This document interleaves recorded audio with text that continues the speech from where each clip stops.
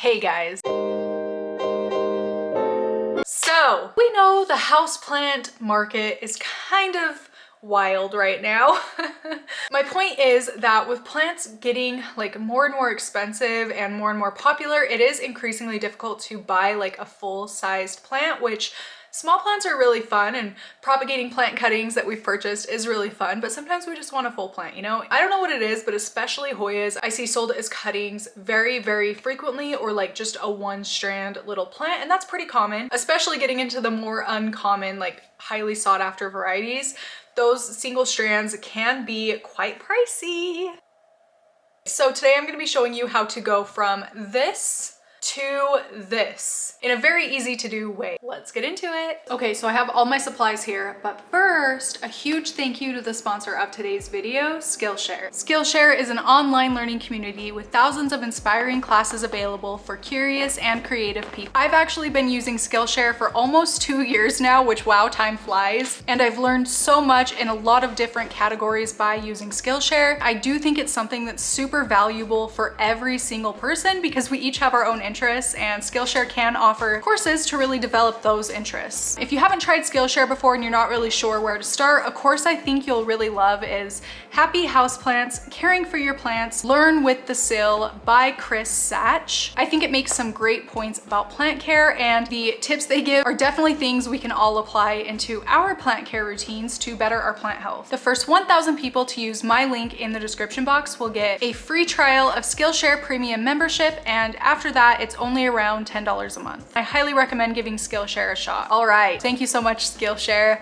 Let's get back into the video. So I'm gonna be using my handy dandy chair for this because my camera doesn't tilt down enough. All right, so I think I'm going to show you how to do this using my Hoya Bella plant, my little Hoya Bella plant. And actually this is kind of fun because this was a one like strand cutting that I got from a friend in a swap, and it is now a fairly full plant. You can tell I've taken a lot of cuttings off of this. It was all for this video though, so I can show you the different stages. I have a little Tupperware bowl with a little bit of sphagnum in there. I could definitely add some more sphagnum, but it's not like a huge deal, especially in the beginning. I got some scissors. We need... Can you stop grunting, please? This is kind of a tangent, but here is just one of my little it's actually a plastic saucer. I will link these down below. I believe it's $18 for a set of 16 of these, and they're like super thick, and I use them as like a saucer water catcher thing under my plants with drainage holes so they don't overflow when I'm watering, and I also use them as little propagation vessels sometimes. So they do come in really handy, and like you can see I'm holding it on one side. It's not flimsy at all, so that's why these ones are my favorite. They're just super thick. First, I'm gonna have to start off by taking my cuttings. My cutting, I guess. Oh, I've cut this thing so many times, poor boy. Okay, I'm just gonna cut it down here. Okay, so we'll just pretend that I just bought this from somebody off of Etsy. Okay, on the sphagnum note, I do 100% use sphagnum. I propagate a few different varieties in water every once in a while, but majority of my propagating is done in sphagnum. I just think it's such an easy medium to use. Very like little guesswork goes into when to like add water to sphagnum propagations.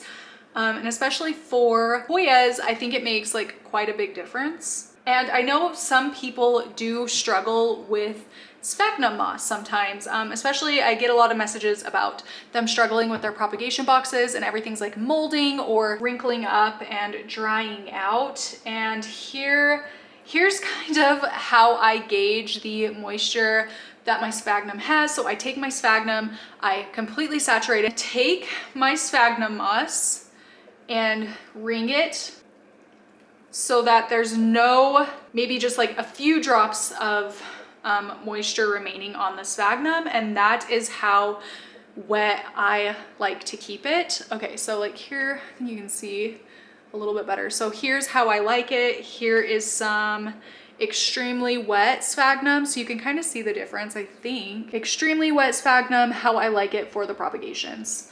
Okay, I mean, that's the best way I can describe it. That's the best way I can describe it, I'm sorry. On my Hoyas, you can do this with like pretty much any Hoya. The only one I've never really had like great success with this is Hoya compacta, any of the varieties. I don't know why I really struggle with propagating them. I'm just gonna go into each of the leaf sections and cut in between.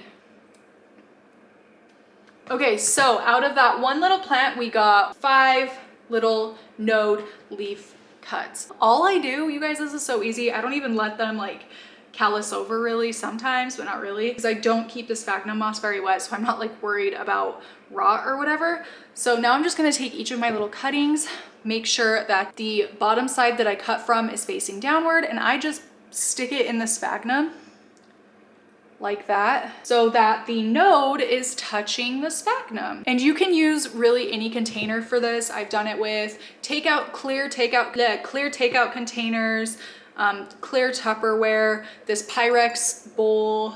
Oh, and you even can do this in like a Ziploc bag. So if you don't have any of this other stuff, use a Ziploc or like a sandwich bag. Really anything.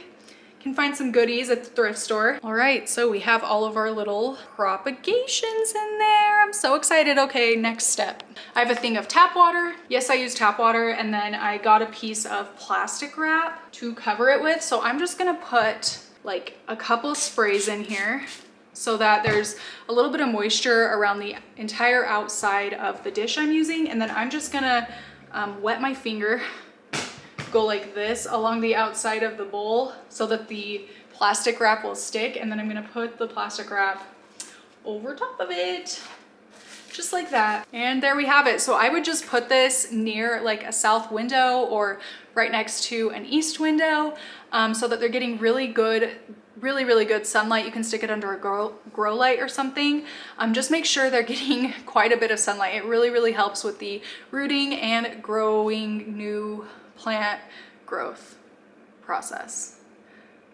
I'm gonna put this next to a south window and pretty much just forget about it. I will say actually for the first few days that I have it in the new container, I'll check it morning and evening just to make sure that the amount of humidity I have in here is correct. You could always put like a humidity meter thing in there if you wanted to, but basically I'm not like too picky about it. I just make sure that there's not condensation around the top and the sides of the Tupperware all day long. So like in the morning it's okay, but if I go back to check at night and there's still condensation all over inside of the Tupperware, I'll just go ahead and open it up to air it out a little bit, or I'll just leave like a little opening like that. And then I'll just leave it for like a few weeks. Okay, after a few weeks, here's what you can expect. Here's my little thing I showed you a minute ago with a bunch of different Hoya varieties in here. So these ones over here are Hoya Bellas that I took from that plant I just showed you. And after a few weeks, you can expect something like this. I actually pulled this out of a different propagation box because this one was started more recently than the rest of them in here. But after a few weeks, if you tug on the plant gently and there is resistance, then that means the roots have started to grow. So yeah, that means it's on its way. Yeah, you can see there's my little 2-leaf 1-node cutting. You can see some nice juicy roots down there. And there is no new, oh, there's actually a teeny tiny one. Oh my gosh, I don't even know if my camera is gonna pick it up. On that one side, there's that tiny little green bump that you don't see on the other side. That is the new growth point. So I would still actually leave this in my prop container for another few weeks until I get to this point. Okay, so the point that I'll actually take my Hoya propagations out and pot them up in soil together is when I start noticing like actual new growth point. So you can see here, right here is where I took the cutting. This is a new offshoot and it has put out 2 new sets of leaves. Pretty good roots. So I'm gonna go ahead and pot this up. Oh, same with this one. Look at those, that's crazy. And the new growth point came out here. Oh my gosh, look, it actually has a peduncle. Can you see it? On the tip there, that's just the tiniest little peduncle. Oh my gosh, that's so exciting. Yeah, okay, and then the last one. This one also has a peduncle at the end there, even smaller than the other one. Okay, so here's my little plant I showed you a minute ago. I'm actually just gonna take this like cuticle pusher and dig a hole off to the side where there's just kind of an empty gap where there's no plant. Push all the soil kind of out from where I want to put one of the cuttings. You of course could just pot these up like in a new fresh pot if you don't already have a pot of the plant you're trying to get to grow more full. And I don't even remove the sphagnum off of the roots. I actually think it helps a lot with making sure the plant has enough space that the soil is not really compacting down, causing root rot. That is just my opinion though. And then I'm just gonna press her on in there and add back in some of this soil, just a little bit. Wow, I wish my tripod would let me like adjust the angle more downward. This is literally as far as it'll let me go. That's annoying. I need a new tripod. Just really make sure that the roots are covered. Like that's all that really matters. I'm making a mess. Keep repeating that until I have all my little cuttings in. I just realized I was not filming that whole time, but I did just put in the 2 cuttings here. Actually, I'll pull them out and show you where I decided to stick them in, just kind of along the edge here. And I think these are probably going to be the last cuttings I'm going to be able to fit before I have to repot this plant. So yeah, here soon, I'm definitely going to be moving it up a size pot. And then I'm gonna add back in some of the soil just to cover the sphagnum so it doesn't dry out too fast. Putting a little layer of soil over the sphagnum works really well. I'm telling you, it really helps hold moisture in there without it being too compacted, because soil gets kind of heavy for the plant roots sometimes, depending on the type of soil you're using. This one is kind of a more dense soil mix. So yeah, it really just depends. See, cute, right? And then like, not only that, but I kind of use this as like my mother plant. So I don't always pot the plants back into here, but this is what I would do.